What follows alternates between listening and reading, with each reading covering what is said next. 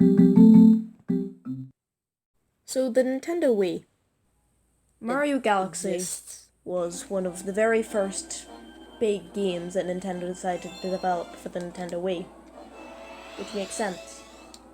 I mean, for the previous three consoles, the way that they would show off the new system's graphics would be a type of Mario game. This time, it was Mario Galaxy. And I'd say they did a pretty good job at showing off how powerful the Wii is. After being released in 2007, critics and normal people have enjoyed it for a very good reason. It's got an amazing soundtrack, fun and intuitive gameplay, and in general is just good to control. Unlike a lot of games for the Wii, while this one does still have the necessary motion controls, they're not really an issue. Most of the time.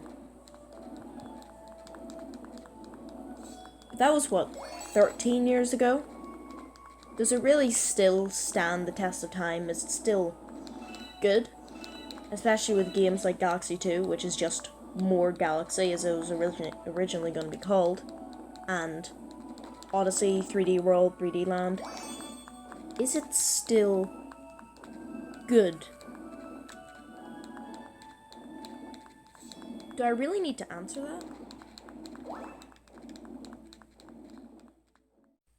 Well, I'm here to answer that very obvious question. Very, very obvious question.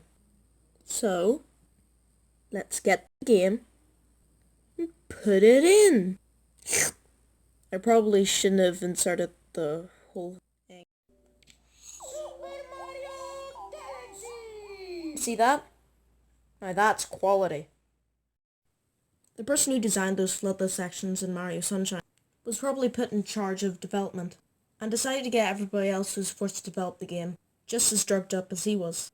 And now as everyone was on the same level as him, they could all agree on the same idea of level design, which was just to throw random crap everywhere. Okay, for this level, why don't we have a giant bath, right up here. This egg. Sure, we'll put this egg here, because why not? This random slab with the spider with the top hat. Yeah, sure, that seems great. My grandchildren, yeah? They could fit right in, just right there. Yeah, I think that's perfect. You know what, why don't we just add this giant mushroom planet right here? Have some water pools, some sharks, yeah, sure, and that's perfect. You know what, why don't we have a little secret sunset right there? Just right there. You know what, maybe I should try to see if I can understand the level design. It all makes sense now. Just like all previous 3D Mario games, excluding the ones released for the handhelds, an analog stick is required to control Mario. This is usually not an issue, as all the controllers that Nintendo has released has had one of these since the beginning of 3D Mario. However, the one exception would be the Nintendo Wii, which would have more simplified controls similar to the NES, without having a D-pad, 2 buttons, an A, minus and plus. However, where it lacks in buttons, it makes up for in its motion capabilities. However, unlike most Wii games, the Wii Remote itself wouldn't really be used all too often. Apart from maybe shaking it a couple times and pointing at the screen, the remote is used less, and the actions that these do in the game could just as easily be replicated by a button on a normal controller. This is shown most by Mario's spin move, which in the game would usually require you to shake the remote. This move could just as easily be done by a button press, which is why a lot of the fans of the game are expecting to see a remake of it. There are some parts of the game, however, that would be more difficult to replicate without the use of motion controls. Throughout the game, you have 4 different forms of levels.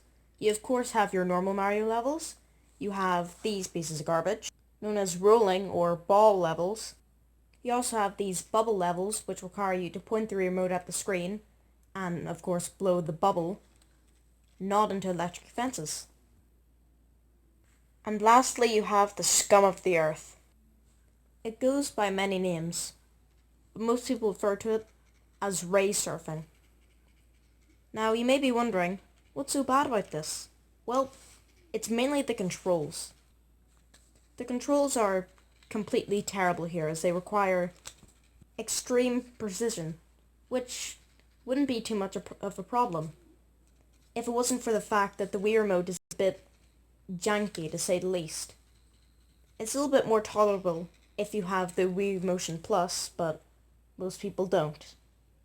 This is why the level is now remembered in infamy, as many people tried to play through this, especially as young children, and then failed horribly over and over again, which pretty much crushed their dreams of trying to get 100%. Twice. Because yes, you have to do this level twice. Once as Mario and once as Luigi. So, yay! Extremely fun. If you have the Wii Motion Plus, then it's a lot better as the controls are a lot more responsive. But it's still extremely slippery and extremely precise. One accidental wrong movement of your wrists and bye-bye. It wasn't that bad.